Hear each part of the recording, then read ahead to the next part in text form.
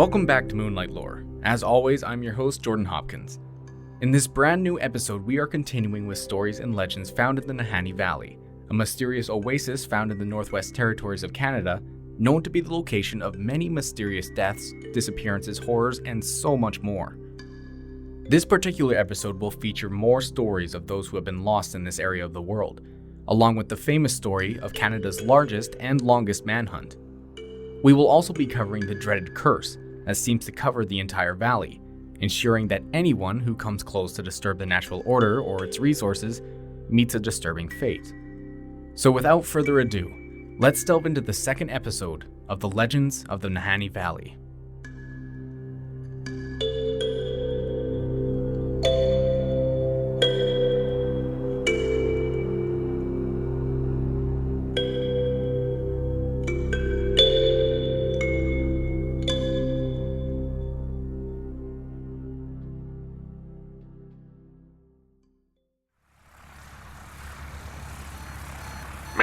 Mayday. Cessna 180 registered aircraft CFFYN experiencing mechanical problems located.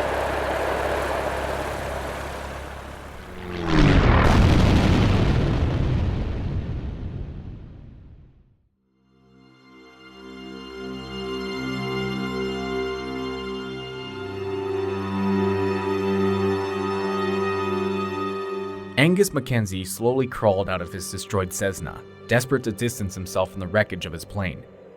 He was the sole pilot and passenger of the aircraft who found himself stranded along a mountainside in the Nahanni Valley, and for mechanical reasons was now another captive in this unforgiving land. The mayday he had given out over the radio was unlikely to have reached anyone.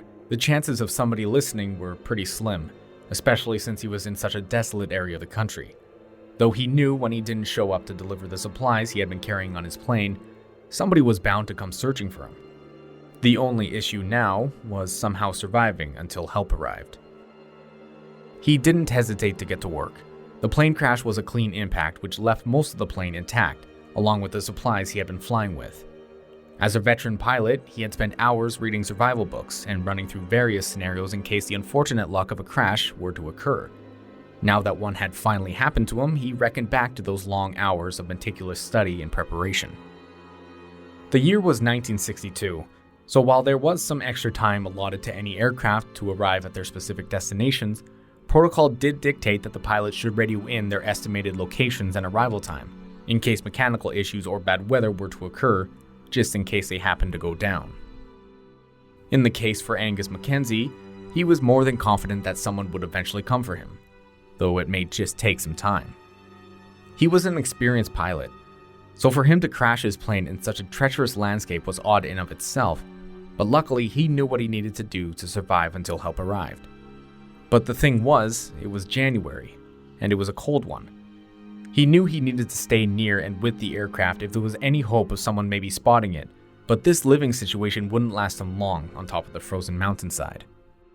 Sure enough though, his expectations of a rescue team setting out to find him did indeed happen. They just weren't able to find him in time. While they roughly knew the path on which he was flying, they didn't know where along the path he might have been or ended up crashing at. The Nahanni Valley is a large land, and for someone to go missing in it, well, it would take a miracle in order to find them.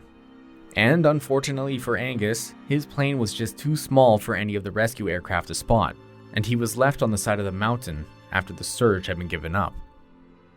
Though this setback didn't deter Angus, he was determined to live and managed to do so. Luckily, his plane had been carrying a large sum of rations, which he was able to live comfortably off of for quite some time. And finally in August, roughly 7 months since his crash, a passing plane managed to spot the crashed Cessna and reported the find to the local search and rescue, who were quick to respond at any chance of finding Angus. Those who had known him knew that he would be the one to have survived the crash. He was just that kind of man. Plus, with his cargo he was carrying, it would have kept him going for months. So upon hearing word the possibility of his plane might have been found, it sprang many people into action, hoping he would still be there. 7 long months though.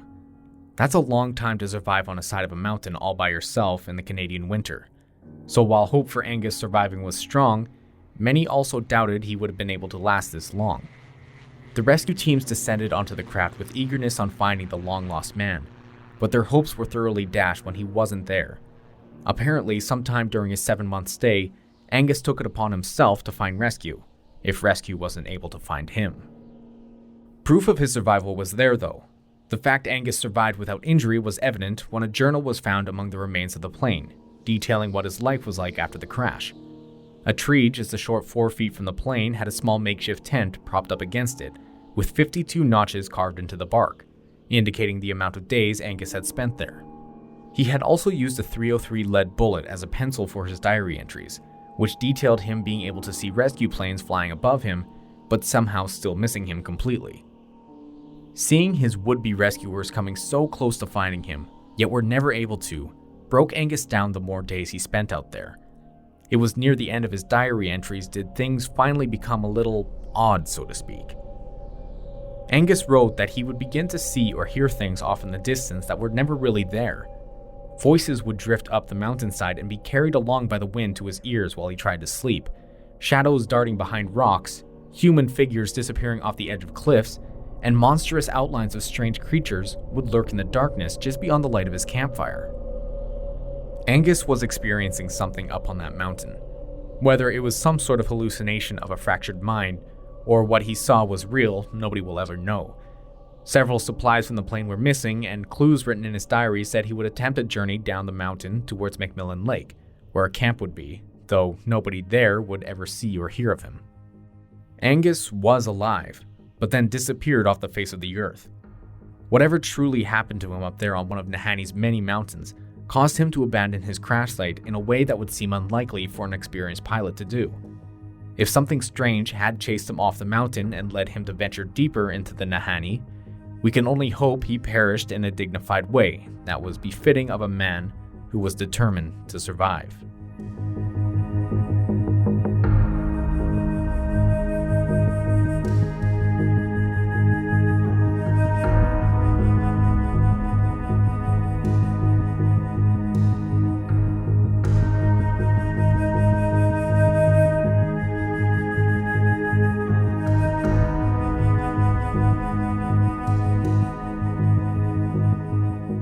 The camp Angus Mackenzie made reference to, and the one he attempted to find on Macmillan Lake, was named after a case that took place 4 years prior in 1959.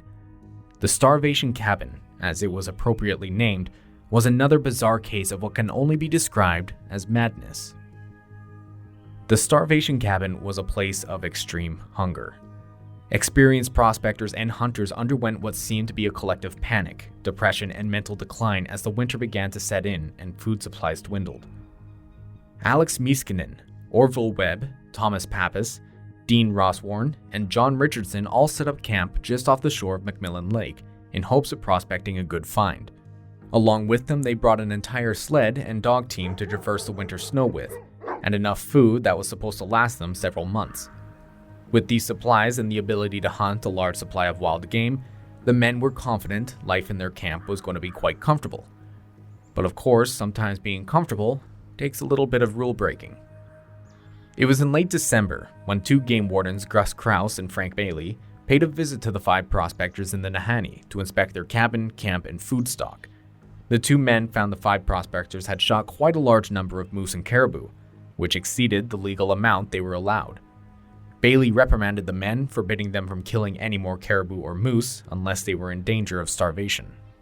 In the plane they had came in, the game wardens, including their pilot James Franklin, seized and loaded up the extra meat they had confiscated from the prospectors, and informed Constable Vic Werbicki of Fort Liard of the game infraction. Werbicki was credited to being one of the RCMP's most respectable members, as everyone liked him because he would use his discretion in overlooked minor issues, but would thoroughly investigate and deal with situations that were a bit more serious. The following day, after both Krause and Bailey had informed him of these game infractions, the 3 flew back to Macmillan Lake to the prospectors' camp. But it wasn't with the intention to reprimand the prospectors further. It was simply to double-check they weren't hunting more after a large part of their supply was confiscated, and to see if the 5 men had wanted a lift back to civilization before the winter snow finally set in. As you could expect, these 5 prospectors weren't very interested in the offer. A couple of them were still sore from having their supply of delicious meat taken from them, and the group still hadn't found what they came out here to search for, a large sum of gold. So upon hearing their plan on staying for a few more months, Werbicki inspected their stock of provisions to ensure they did indeed have the supplies and capabilities on surviving for the winter, and again reminded them to only hunt large game when they were in danger of starving. So with that, Werbicki, Bailey, Krause, and their pilot Franklin departed the camp, leaving the 5 men behind to fend for themselves. For the rest of the winter, nothing would be heard from the 5 prospectors that occupied the camp. Word on the prospectors' goal eventually did spread, as it had been a while since someone had gone into the Nahanni to hunt for valuable metal, and 2 bush pilots who were operating out of Yellowknife took interest in the scheme. 2 brothers, Chuck and Jim McAvoy, flew out in early May to see how things had been going, and did a low flyby over the lake and camp to see if they could spot any of the men. The only thing they could see, however, was a haunting message tramped down into the ice and snow still blanketing the lake. SOS. Worried about what might have befallen the 5 prospectors, the 2 brothers set down their plane in a clear area a short distance away and trekked through the thick brush to arrive at the eerily quiet cabin. They both slowly creaked the wooden door open, afraid of what they might find inside, and it was there, lying on the floor, was 2 men, Dean Brosworn and John Richardson, both of whom could hardly stand due to being severely emaciated. Both needed an incredible amount of help standing and walking towards the 2 brothers' airplane, but it was during this slow walk the 2 men recounted their harrowing tale to the 2 pilots. Back in January, the group of prospectors were expecting a shipment of supplies and provisions to be delivered by plane, but it failed to ever arrive for whatever reason. With winter cutting off the ability to effectively hunt large game, the group's supply of food quickly dwindled down to the point where they had to begin rationing, but even that wasn't enough to stave off the complete loss of their stock. They began to go hungry. As the months slowly passed by, the food was increasingly difficult to find. Their aching bellies began to take their toll on the prospectors' mental state just as much as it was on their bodies. When they realized they were all truly on their own and their shipment wasn't coming, they all quickly went to work with filling their stock of food with moose and caribou meat. While they were able to get a few successful hunts in, they were unfortunately lacking the strength and patience to drag an entire moose carcass over rocky terrain or through the thick woods back to their cabin several kilometers away. Eventually, as time dragged on and the men became more restless and uncomfortable, they made the decision to butcher and eat their sled dogs. One of the men was a bit more selfish than the others and shot and stowed away one of the dog carcasses in the hole in the ice he had dug to hide it away from his friends and to eat away at it slowly. When the dog's meat became so rotten and the hair had slipped off at the slightest touch, he pulled it out, cooked it up, and ate every single piece of it. One of the other men did the exact same thing, except with the guts of a caribou they had slaughtered, leaving behind the edible red meat for the wolves who were now circling the camp for the past few days and nights. Alex Mieskinen had the strangest tale of all. After failing at catching any fish from an ice fishing trip out on the lake, he came back to the cabin, grabbed his camera, field glasses, and pack sack, and told the rest he was leaving to go find some wires they could use to build for snare traps. Where he thought he would get this wire from, nobody knew, but he left either way. After about roughly 30 minutes of being gone, the rest of the men still waiting at the cabin heard a tremendous explosion off in the distance. Though none of them had any desire or energy to depart the cabin to investigate the noise, after Mieskinen failed to return for several hours, one of the men decided to follow his trail to find out where he may have gone or ended up. As it turned out, just about a half a kilometer away from the cabin, the lone prospector stumbled upon the bloody and torn remains of Mieskinen scattered among all the trees and snow. He had committed suicide by lighting their last stick of dynamite and holding it to his body, allowing the explosion to completely rip him apart, ending his misery once and for all. Following the death of their friend, Orville Webb and Thomas Pappas took it upon themselves to set out into the wilderness in search for someone to help them. But as we know from the past stories I've shared, once you venture deep into the Nahanni Valley, there is a very slim chance of you ever being seen again. And this was the fate of Webb and Pappas. When Rossworn and Richardson watched their friends depart the cabin that day, it would be the last time anyone would ever see the 2 men again.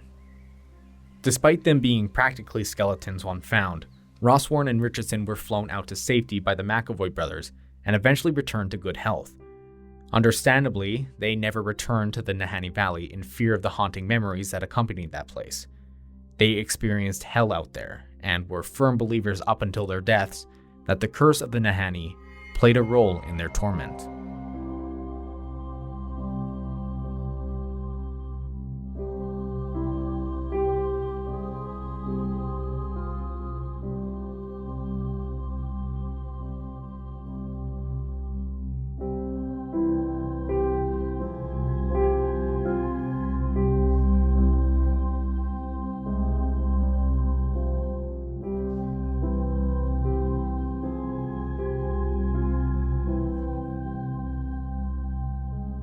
In the first episode of this series, I made a short mention of the curse, a curse that is said to still blanket the entire valley in order to protect it from those who would otherwise do it harm.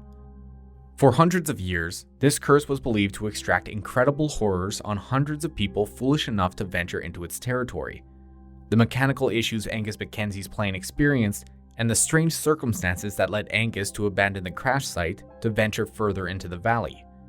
The horrific and disastrous events that took place at the starvation cabin situated on Lake Macmillan, that also caused 5 men to nearly all perish and act in bizarre and primitive ways, had led many people to believe these men were all victims of the dreaded curse.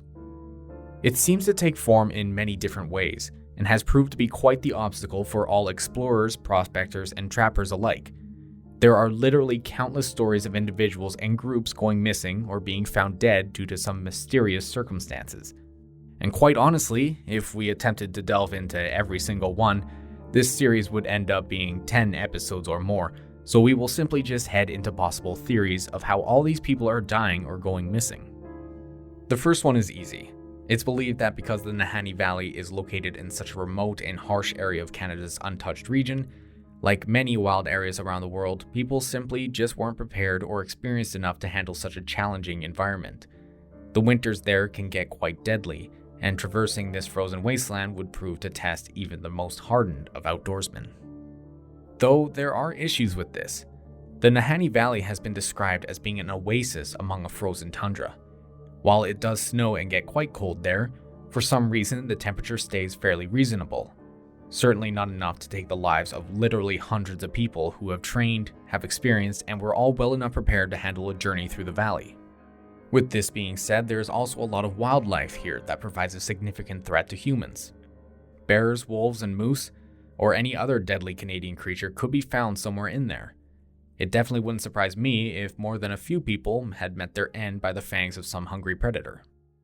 We also need to consider the fact that the Nahanni Valley is an absolute massive place. I'm not sure if I have mentioned this in the first episode, but the entire national park spans across 30,000 square kilometers. There is plenty enough room for people to go missing or get lost in and never find their way back out or even be found again. The fact that we have several stories of missing men being found dead is amazing in of itself. It would be like searching for a pin in a very large hay-filled barn. Again though, I want to reiterate the fact that those who venture into the valley are typically fully capable of attempting an expedition inside of it. These are people who survive off the land for months at a time. The dangers of local wildlife and misdirection don't seem to be as impactful of an obstacle as many people believe it would be. The local wildlife and the possibility of being lost simply are unlikely for so many of these missing and dead folks. The ones who are found dead makes me think that they weren't actually lost when they died.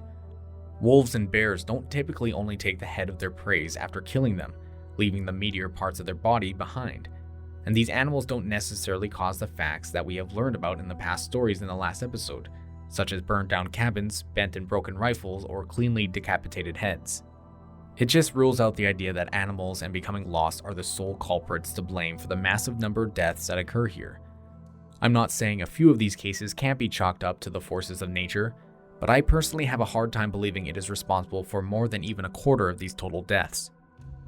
In 1971, Sir Ranulph Fiennes, a British Army officer, explorer, and adventurer, led an entire expedition into the Nahanni Valley with members of the Royal Scots Greys, a cavalry regiment of the British Army. 2 years after their return, he was asked about the supposed curse that gripped the Nahanni, and he had this to say about it. The fact remains that most of these missing men were hardened prospectors who had spent much of their lives in the far north, and it is curious that, Though there are thousands equally remote and hostile valleys in the north where far greater numbers of prospectors live from year to year, there are no other regions half as rich in tales of death and burnt-out cabins." End quote. The alarming amount of deaths that occur here is simply unnatural. Something else is going on in this valley than just wolves and bears. Though perhaps if the wildlife are lower on the list of reasons, maybe we need to look at the idea that other frontiersmen are to blame. Another theory brought forth is the power of greed and lawlessness is to blame for so many of the deaths, and that the human element of these are what have been masquerading as the curse all along. When prospectors and explorers first began hunting for gold in the Nahanni Valley, it was a time of lawlessness. You could literally get away with murdering someone in the woods to steal their valuables because you're in the middle of nowhere. Any form of help could be days away. Urgent communication between family, friends, or the police was practically non-existent, not unless you were willing to wait for a letter to be delivered several weeks after sending it off, and even then it would take even longer for those you are writing to get to you. The reality was, if you were in the middle of nowhere, like in the Nahanni Valley, you were on your own, forced to rely on no one but yourself. Prospectors of the time were notorious for killing one another in secret after one or more had discovered gold. Outlaws and other prospectors wouldn't hesitate to simply gun you down when you turned your back. Also, the local Native Americans in the area might not be too happy with the white man coming in and stealing away valuable resources from their territory, and possibly leading more white men back. It is more than likely that a few people met their end at the hands of another person while in the Nahanni. And there is a rather famous individual who lived in the valley who had been blamed for this exact crime. The Mad Trapper of Rat River was his title. He was also known by the name of Albert Johnson, but he more than likely had stolen that name from another trapper who he had met at one point in the past. There were very few who actually met the man, but those who did described him as a dour and quiet woodsman who had just a small hint of a Scandinavian accent. He was, by all means, a recluse, preferring to live far away from any settlement or trading post and limiting his interactions with anyone else as much as he could. But in December of 1931, his actions would lead to a confrontation that would go down in all of Canadian history. A native trapper by the name of William Narisu arrived at the small settlement of Arctic Red River Post to report somebody had been disturbing and setting off the traps he had laid out in the woods, and was hoping the Mounties would go out there to investigate. He had a sneaking suspicion that Johnson had been the one deliberately destroying and setting off his traps, and hoped the Mounties could confront Johnson on his behalf. He knew of the strange rumors about the Mad Trapper of Rat River, and didn't necessarily want to confront him on his own and possibly get shot at, or end up shooting Johnson himself and being liable for the death of the man. So to protect himself, he went to the Mounties to handle it. Unfortunately, the Mounties knew of the rumors too, and they themselves were hesitant on heading out into the wilderness to talk to the man, though they reluctantly agreed, and several men volunteered to take on the task. On the 26th of December, Constable Alfred King and Joe Bernard traveled by snowshoe into the wilderness and to Johnson's cabin in order to question him about these accusations made by Narisu. When they had finally arrived, they noticed smoke was emanating from the chimney of the cabin. Obviously, the Mad Trapper was home, but when they called out for him, he refused to come out and talk to them. When they knocked on his door, he refused to open it. The two Mounties knew they couldn't force their way into the cabin without proper authorization, so they did the next best thing. They took a peek into the one window the cabin had. As soon as they did, they were met with Johnson's furious face, who then quickly covered the inside of the window with a burlap sack, obstructing their view from spotting anything going on inside. A bit defeated, but also having the sneaking suspicion Johnson was up to something, or intentionally hiding away evidence of some kind, the two men then departed the area and made their way 129 kilometers down the nearby Husky River to another RCMP outpost located in the settlement of Aklavik. It's here they met up with two other constables, R.G. McDowell and Special Constable Lazarus Stitchinanilli. All of them were able to secure a search warrant for the Mad Trapper's cabin, and the four officers departed Aklavik and arrived back at the cabin 5 days later on New Year's Eve. Just as before, the clue Johnson was home was the smoke flowing out through the chimney. The four men slowly approached the cabin, but still at a distance away, King shouted out for Johnson, instructing him to exit his cabin, and that they were authorized to break down his door and enter if he did not comply with the request. But just as before, Johnson was quiet and remained indoors. King instructed the other constables to stay back while he went and knocked on the door. As he slowly approached the ramshackle hut, he got up to the door and banged his knuckles on the wood. The loud explosion of a gunshot met the ears of every man, sending birds in the trees flying, as well as Constable King. Johnson had just shot Alfred right through the door with a rifle, which sent him flying backwards into the snow. Luckily, the shot wasn't fatal, and gripping his bloody wound with one hand while crawling with the other, King retreated back towards one of the sleds for cover. While doing so, the other 3 Mounties opened fire onto the cabin, blasting bullet holes through the wooden doors and walls. But King was losing blood fast. After releasing a hail of bullets into the cabin, the 3 officers strapped King down onto one of their sleds and hauled out of there. Seeing how it was New Year's and the biting snow was falling heavy, it took the group a full 24 hours to make it back to Aklavik, where King was then rushed to the small local hospital to be treated for his wound. Miraculously, he managed to survive the gunshot and made a full recovery from his injuries within a month. The shooting incident sparked concern among the RCMP. The Mounties' report passed the desk and sparked the interest of Inspector Alexander Eames, commander of the Western Arctic Subdistrict of the RCMP and head of the garrison at Aklavik. For those of you who are either not from Canada or are unfamiliar with the RCMP, they are known worldwide as Canada's federal police force. They are rigorously and extensively trained for months in order to handle nearly any kind of situation that could possibly be thrown at them. For one man to warrant the attention of an entire garrison, well, to say Johnson was in for some trouble would be an understatement. 4 of their own were fired on. One of them was nearly killed, and this was something that wouldn't stand. Inspector Eames personally put together a team of 9 men consisting of the garrison's constables and a single Aboriginal guide to assist them to the Mad Trapper's cabin and arrest Johnson for the offense. Considering Johnson had the element of surprise, time for preparation, and much better cover, Alexander Eames believed there was a high chance the man could still be alive, and he needed to face the consequences for his actions.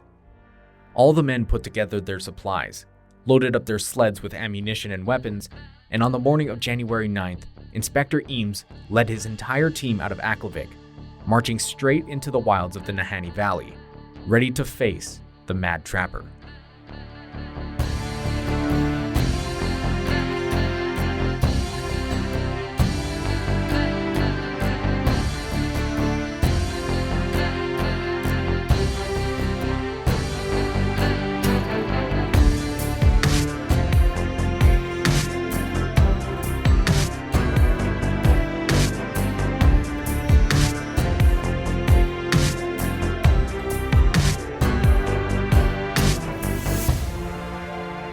Arriving by dog sled up to the cabin, the small army quietly descended around the tiny building, 4 in the front and 5 men off to the sides in case Johnson tried to escape through a hidden door.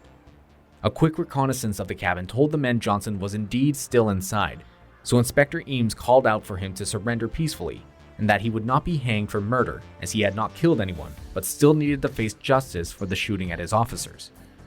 With nothing but silence still emanating from the cabin, the Mounties waited in anticipation for any sign of Johnson's compliance. But just as they were about to approach his home, the barrel of a rifle popped out of a hole in the cabin wall and began firing on the men outside. A vicious gun battle between the 9 men and the now fortified Mad Trapper commenced. As the constables continued to surround the small wooden building, they were peppered with gunfire from every wall, as Johnson had bored out small holes in each of the side walls so that he could stick his rifle barrel out and fire at any trespasser. In a sense, he had turned his humble wooden shack into a fortified fort.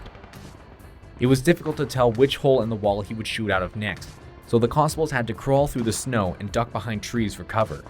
Even though there was 9 of them, Johnson had a large supply of weapons and ammunition, and was managing to put up one hell of a fight.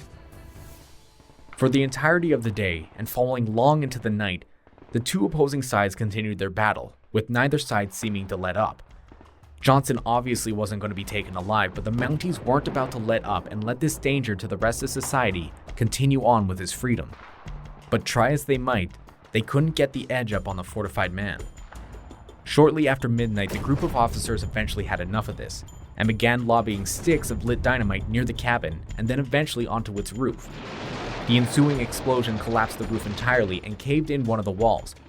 So taking advantage of this moment, Inspector Eames and another constable named Gardland stormed through the smoke and debris to the inside of the building, where they found Johnson had dug a fortified hole into the floor where he had sheltered himself from the blast.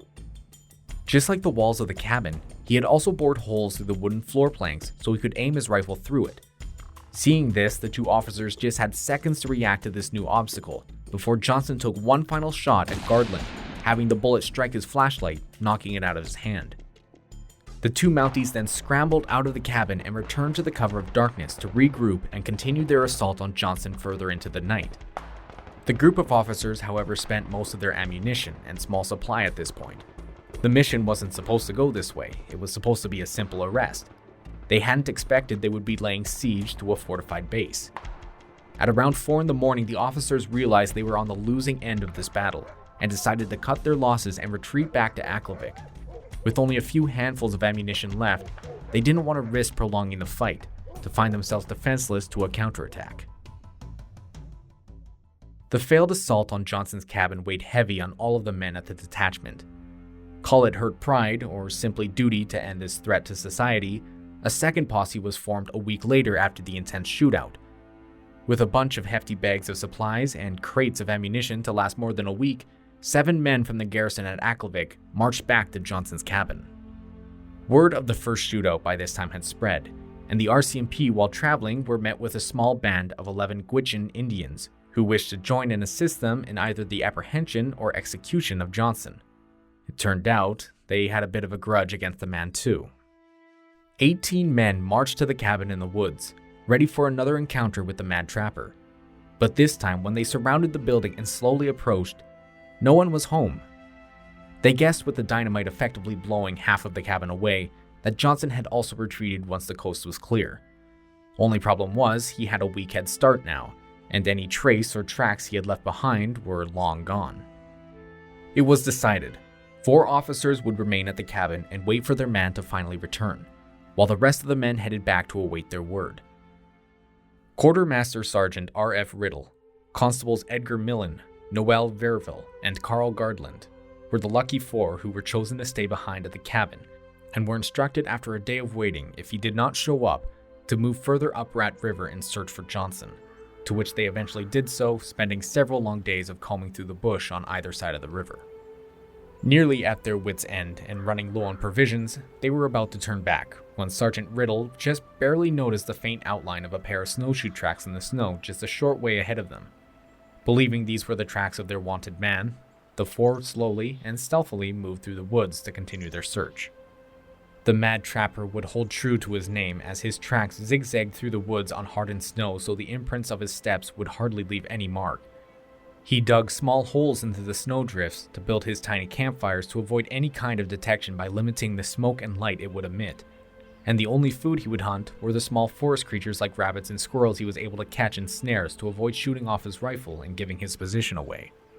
Despite all of this, following the small clues he had left behind and with the help of a passing native hunter, the 4 Mounties were finally able to locate Johnson's small makeshift campsite. Knowing the danger the man presented, they weren't going to give him the courtesy of surrendering, and they quietly surrounded his camp, ready to ambush him. But the week the mad trapper had spent on the run had put him on high alert, and jump at any unusual sound he picked up. They weren't sure what it was that tipped him off, but Johnson sprung up from the side of his small campfire and lunged for his rifle. Almost instantly, the Mounties found themselves in another gun battle with the man, having their ambush fail before it even began. Within a few minutes of bullets flying, Constable Edgar Millen was hit directly in the heart, killing him almost instantly.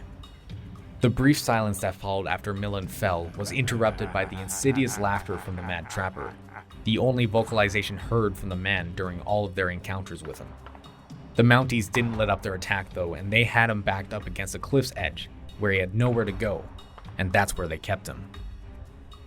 With nowhere to go and exhausting most of his remaining ammunition, Johnson was as good as trapped. Sergeant Riddle decided to quickly return to Aklavik, only a few hours away by dog sled, while both Gardland and Verville stood watch and kept Johnson in place, though neither of them could have predicted the stunt he would pull next. Without breaking eye contact with the 2 Mounties, Johnson simply smiled, pulled out his wood-cutting axe and held it above his head. He then leapt backwards off the side of the cliff. In this stunning turn of events, the constables quickly rushed over to the cliff's edge, looked down and watched in wonderment as Johnson used his axe to cut into the rocky cliff to aid him in his descent. During everything that was happening with the two Mounties and Johnson back at Rat River, Sergeant Riddle had finally returned to Aklavik to inform Inspector Eames of the tragic loss of Edgar Millen. Hearing the news one of his men had now been killed by this lunatic, Eames sought the approval from his superiors to gain the assistance of World War I flying ace, bush pilot, and Nahanni prospector Wap May, who readied up his plane to assist the manhunt.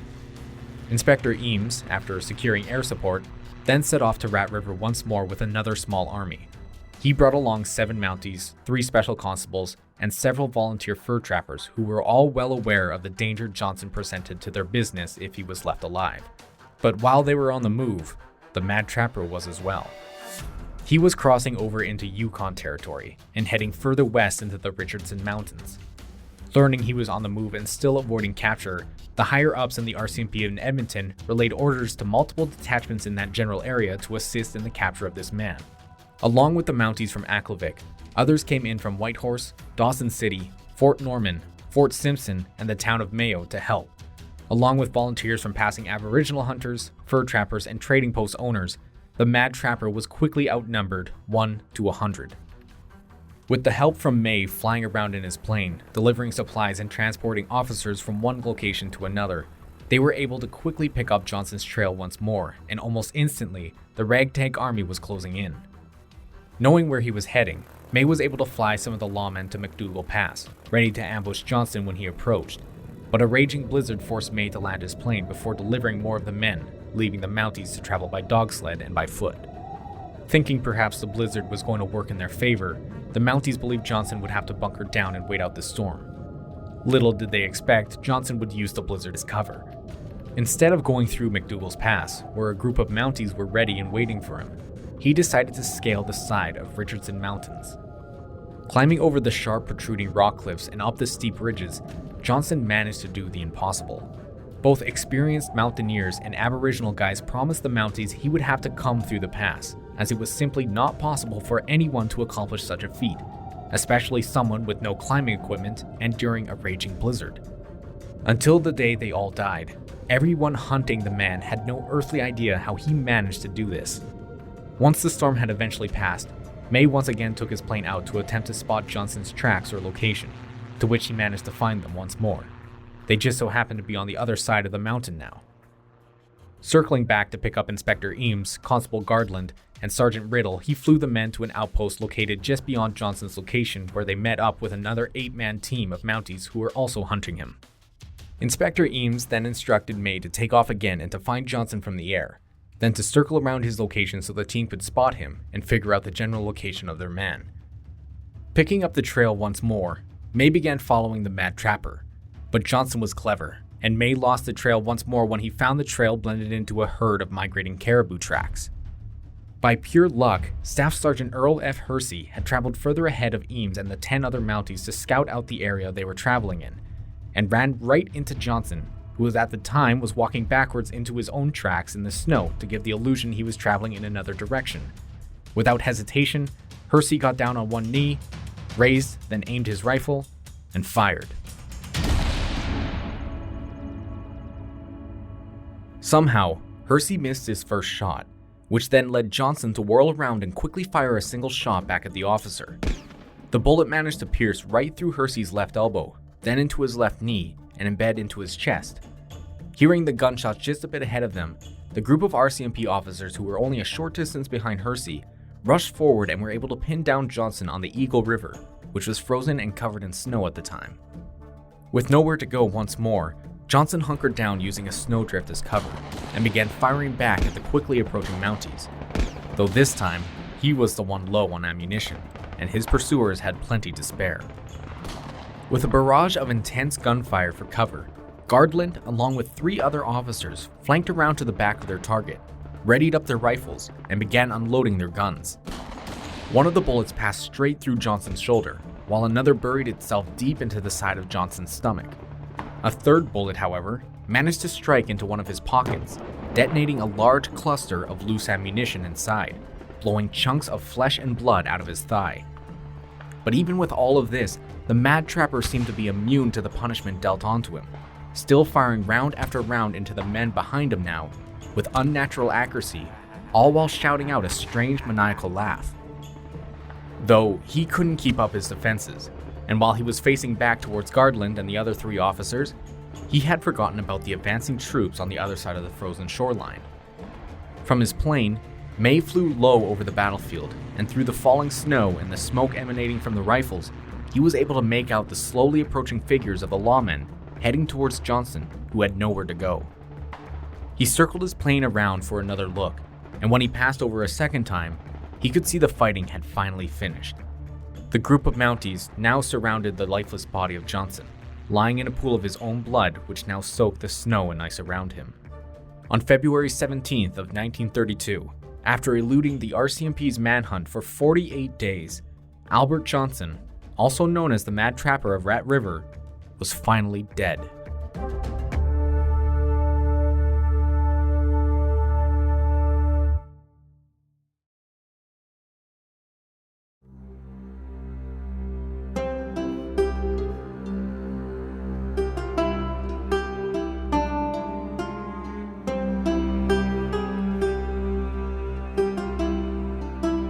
With sighs of relief, the troops standing around the body of the dangerous fugitive took a breather. Some of them collapsed to the ground in disbelief that their goal was finally at an end, while Inspector Eames and a couple others approached the body to inspect it and search for any belongings that Johnson had left. In total, it took 7 bullet wounds to finally bring the man down, dying with a horrifying grimace permanently etched onto his tired face. Even knowing his end was just seconds away, the Mad Trapper was bent on taking as many people with him as he could, and he enjoyed every second of it. In his pockets, there were over $2,000 in Canadian bills, and somehow 5 American banknotes. In the bag he carried were 2 rifles and a shotgun, along with a dead squirrel, a bottle of whiskey, his woodcutting axe, a can of lard, a compass, a bottle of medicinal pills, some gold flakes, and a jar of 5 pearls and 5 golden dental fillings. The dental fillings are what piqued the interest for most of the men.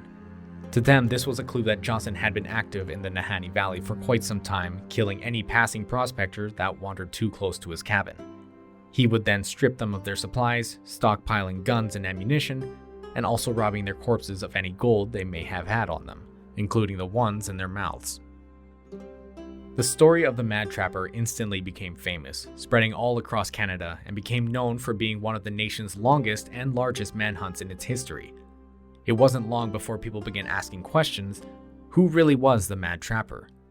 Albert Johnson was the name he went by, but only because that was the name he gave to people who asked him.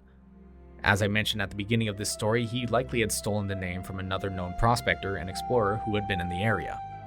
And most people knew this, but without any other name to go by, that was the name he was called. To many, he was a trapper who had simply just lost his mind after years of complete isolation in the wilds. Some people thought he might have been a shell-shocked victim from World War I. With the 5 American banknotes he had on his person, some suspected maybe he was just a bank robber from the States, but others had pointed out he more than likely had just stolen them off of a prospector who had come up for the Yukon Klondike at some point.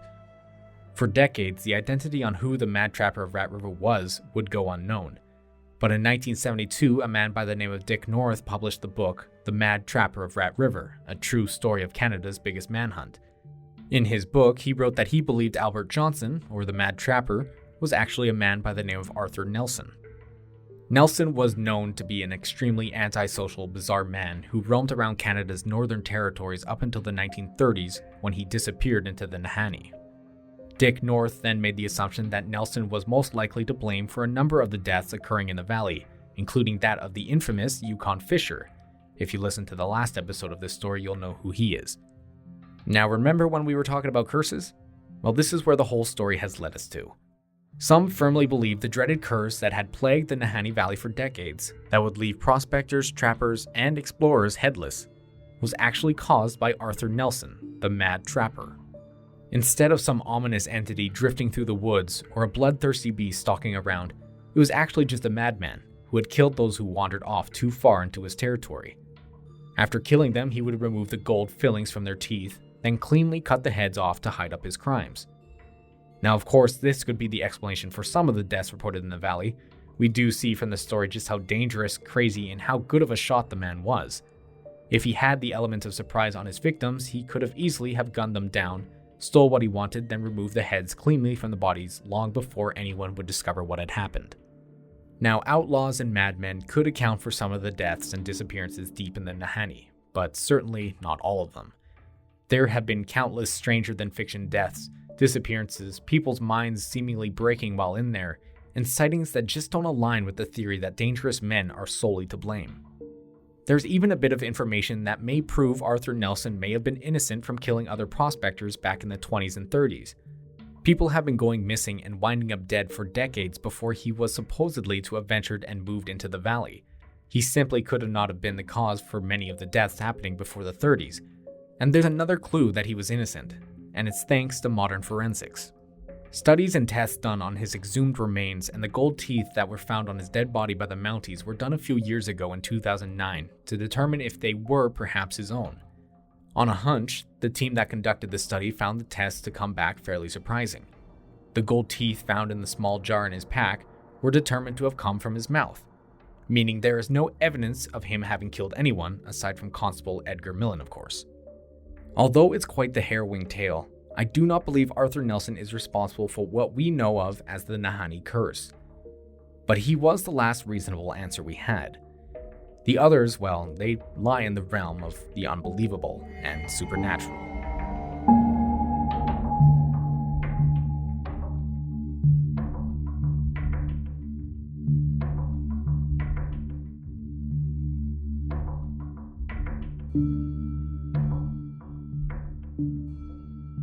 The Dene people, who are known to populate the area inside and surrounding the Nahanni Valley, talk about the land as if it was haunted by invisible specters who roam among the trees and dwell in the lost caves that dot the valley's landscape. One of these spectral residents is a spirit known to them as the Dambadaza. For members of the tribe who found themselves needing to travel through the valley for whatever reason, the Dene people would leave behind gifts at the Rabbit Kettle Hot Springs in hopes it would ensure them safe passage and appease the spirit. To them, it was a benevolent spirit who, in return for the offering, would grant them good fortune while traveling, such as giving them favorable weather or plentiful hunting spots. While the Dambadaza is just one of the many spirits populating the hidden oasis, it was only one of the few that was tolerable. There were others who, the tribe, prayed they would never meet, spirits whose only goal was to hunt and kill. To the Dene people, there are 5 separate categories they consider spirits of the Nahanni Valley to be a part of. The greater spirits, the souls, the shadow souls, and the demons of the shamans. There's also the 5th, the Nekedzaltara, the worst of them all, but we won't focus on them in this episode, just the first 4 for now. The first grouping, the greater spirits, are typically the ones connected to the 3 earth elements, along with a separate 4th. The 3 are the spirits of wind, heat, and cold. In our modern times, they could be considered to be something as such as elements, to get a better understanding of them. The spirit of wind, Altsikaka, the prevailing ruler of all aerial elements, is one that is often considered to be rather benign. For the Dene people, those who wish to embark on a long journey over the mountains or in their canoes, often invoke this spirit with beautiful songs or small sacrifices to appease it, to which the spirit of wind would help secure safe travel. The spirit of heat, Roletkaka, ruler of the summer months, is one that is supposed to help humans by keeping us warm. As legend goes, the sound of a crackling campfire is its way of asking for food, which can be answered by throwing sticks or logs or even meat onto the fire to help keep it going and to keep us warm. Although in the summer months it may not seem like it is needed all that much, it is when winter begins to show its face is when the spirit of heat really shines. Every year, the spirit of heat and the spirit of cold, Zadakaka, do battle over the spring and autumn months. It's when winter shows its face the spirit of cold thrives. It delights in capturing people in mountain passes with thick layers of snow, and then freezing them to death. It's said it strikes fast and efficiently, leaving its victims very little time to light a campfire and summon the spirit of heat to protect them. If you remember, in our last episode we talked about John O'Brien, a fur trapper who had been found frozen stiff in place, draped in a wool blanket and animal pelts, sitting at an unlit campfire, still holding a single match outstretched as if he was just about to light it. Those who believe in the Zadakaka also in turn believe it was this spirit John O'Brien had encountered back in the early 1920s. The elemental spirits are ones that are said to travel all throughout the world. Everyone has had an encounter with one of the three one way or the other in different circumstances, but I did make a brief mention that there was an unrelated fourth greater spirit, one that is specific to the Nahanni Valley. So, Netai, quite literally translating to the bad thing. This had been the spirit that was often considered to have been the one who attacked the MacLeod brothers. A phantom-like specter whose only purpose on Earth is to spread sickness and disease, with the only goal, killing mankind. When night approaches, the Netai prowls through the woods, looking for any humans foolish enough to have entered its territory. It's drawn to the light of campfire flame and stalks around just on the outskirts of the orange glow, waiting for those who wander out of the safety of the Spirit of Heat's influence. Once somebody does, the Netai will reach out its bony, translucent hand and infect you with a disease or sickness your body will not be able to recover from. Within days or even hours, you will feel the effects of this curse, as your blood starts to turn to ice, your stomach will boil and your eyes will bleed. No one knows what sort of plague the Netai releases upon its victims, but there is no cure, and you can't stop the spread. Moving on from that wonderful image, we can now talk about the second category, which is known as the souls. The valley itself is said to hold the forgotten souls of those who venture in, but were never able to escape its grasp. Prospector after prospector, trapper after trapper, and explorer after explorer would find themselves dying among the pines and rocky mountains only for their souls to remain trapped and tormented inside the valley, never to escape the land that killed them. As you could expect, running into one of these desperate lost spirits would lead to the typical haunting. These are the types of lost souls you could find in almost any haunted location in the world. They are simply unfortunate people who have passed on but are not able to fully go into the afterlife. To the Dene people, they believe the soul of the person will remain in the vicinity of its earthly body, waiting for its chance to travel into the afterlife and become reincarnated into something new. But there is a catch. The soul of a lost person cannot be reincarnated if that person was not granted a sufficient burial. Since the Nahanni Valley is such a large, vast area of land yet to be fully explored, those who have lost their lives and have yet to be found and tended to are cursed to roam the valley until relief finally arrives, though that relief may never end up coming. Until that relief comes, they are doomed to travel the woods at night searching for any exit, hoping one day they too will meet their family and friends in the afterlife. The shadow souls, or Yeyes, although may sound ominous, are actually ones we should all be familiar with. As long as you follow ancient Dene traditions in treating lesser creatures, nature, and other humans with respect, you should remain safe. It is believed everything in this world has its own Yeya. You have one following you, and so do I. It is an entity that links itself to one thing, then stays with that specific thing forever, protecting it from others who would try to do it harm. To the Dene people, they also believe for lesser creatures, those who are in great numbers like mice or birds for an example, have only one shadow soul who protects all of them. Objects and plants in nature also possess their own shadow soul. If you seek to harm or wrong something or someone, the shadow soul you have offended will extract some sort of revenge onto you. Out of all the spirits that could dwell out there in the Nahanni Valley, shadow souls are the ones who are most benevolent. Their only mission is to watch and protect, but will not hesitate to punish those who aim to do harm to their assigned vessels. The familiar demons of the shamans. You don't really want to meet these. The Alta, also known to be far more powerful Yeya, are commanded by shamans to do their bidding. Normally, you would not have to worry about them. They are typically used mainly as tools to help bring forth luck, curing diseases and healing others, allowing to converse with other spirits, and are also used to help cast curses and to ensure those curses are maintained. Remember, many people have believed over the years there has been a curse blanketing the entirety of the Nahanni Valley.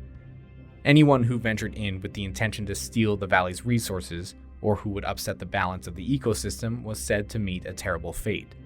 They either end up going mad, like we've seen from the 5 prospectors at Starvation Cabin on Macmillan Lake, or the Mad Trapper of Rat River, or they wind up dead, like in so many of the other stories I've shared. Now, what familiar demon that enforces this curse, we have no idea. Likely it had been cast by a powerful shaman who wished to protect their tribe's way of life, or who had been wronged by white men who came to steal and plunder the valley for their personal gain. Now, I'm going to test your memory here. Remember in last week's story about Martin Jorgensen? Poolfield had ventured into the valley after receiving a letter from him asking him to come. Billy Atkinson was stuck in a Mountie jail at the time, so Poole brought along an Aboriginal guide. Oscar was his name, if you may have forgotten. He played a rather small role in the story I shared, but a little more information given to us by Poole in a letter tells us Oscar just so happened to have been one of these powerful shamans. As Poole told it, Oscar had a rival, another man who was infatuated with the same woman. In an attempt to be rid of his competition, Oscar had apparently commanded his Alta, his familiar demon, to take control of a wild bear. The savage wild bear then searched throughout the valley for its target, finally coming across the man and ripping him to shreds. Thinking the man was now dead, the Alta returned back to Oscar, but the man was saved by his tribe's medicine men, and was informed Oscar was believed to have been the culprit for sending the bear to maul him. There is little else to this story. Whether or not Oscar and his rival had continued their fight for their love, or which one prevailed in winning her heart, it's not said. But it does give us an example of the types of deeds familiar demons of the shamans can do.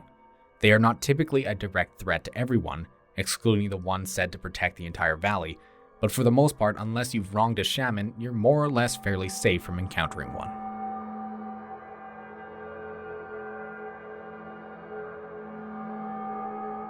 The hauntings in the valley are prevalent. I consider myself a skeptic for most things, but for the Nahanni Valley, I have no doubt there are spirits who reign here. Reports from hundreds of explorers traversing the wild landscape and who have managed to return safely have sworn there were more things unexplainable here than anywhere they have ever been throughout their lives combined. A common encounter found in many writings describing journeys in the Nahanni describe the ghostly screams and moans carried through the spruce and pine trees by the wind. Wailings and howls at night that can't be compared to that of wolves or other beasts have been said to follow those who travel through, growing closer every night until finally it reaches the camp. For decades, frontiersmen who are chased from the valley often tell of the eerie human-like quality of the sound and the spine-chilling shrieks chasing them through the darkness. Famous Canadian author and journalist Pierre Berton made his own way into the Nahanni and entered past its border with 3 men, Russ Baker, Art Jones, and Ed Hanratty. The 4 traveled deep into this lost world and had eventually found their way to Dead Man's Valley, the same location where Frank and Willie McLeod perished, as well as Martin Jorgensen. In his writings reminiscing about his time spent there, Burton wrote this about the haunting winds and sounds he and his team heard. As we stood there in silence, we heard in the distance an eerie and spine-chilling sound. A low, howling whine swept out of the mountain down into the valley, died, and rose again in greater intensity. Was this the great spirit which the Indians claimed lurked in the mountains? Standing there in Dead Man's Valley, not far from the spot where the McLeod bodies were found on that cold day in 1947, I felt it as strongly as anyone could. The wind was beginning to rise in the canyons, and bursting into the great bowl of the valley, it began to whine almost like a living thing. The banshee wail made our hackles rise, for this was, without a doubt, the spirit sound so many men talked and whispered about.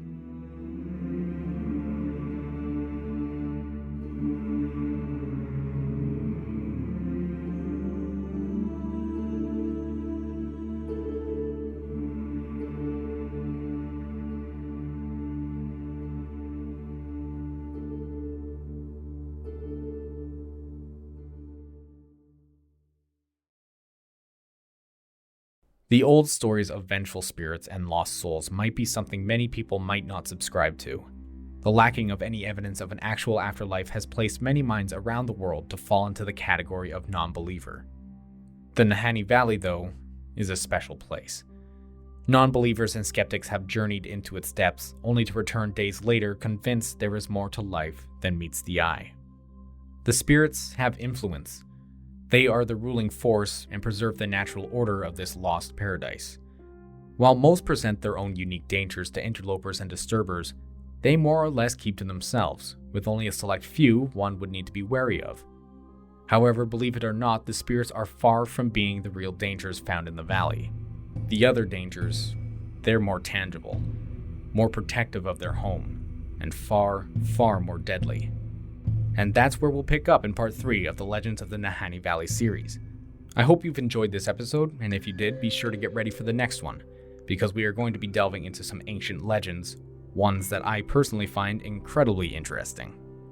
Again though, if you've enjoyed listening to this series so far, consider leaving a 5-star review on iTunes, subscribe or follow on whatever podcasting app you might be using, and be sure to tell a friend or family member about the show. While I deeply appreciate you listening, the best way to support the show is by sharing it with others. I want to thank all of you who have shared the show already, and thank you for your kind words. As always, you can message me through email at moonlightlorepodcast@gmail.com, where you can send me some of your own personal stories of the unexplained or weird occurrences you might have had. I'd love to hear about them. Or you could also follow the show on Instagram at Moonlight Lore Podcast. You can also message me on there, and by following the show, you can see some pictures and videos I post there that relate to the specific topics I talk about on the show. Once again, I want to say thank you to all of you who have been supporting the show so far. I really hope you've been enjoying the series because I've been having a ton of fun doing it. I will, however, be taking a week off to get parts 3 and 4 all written, recorded, and edited, so I won't be releasing an episode next week. So while you do have to wait to hear those two, I do believe they will be worth waiting for. In the meantime, you can always message me if you have any questions about the series or other episodes I've done. While I might not remember some of the stuff I've done in the past fully, I'll do my best to help answer or talk about any of the other topics. But until then, take care of yourselves, and I'll see you next time.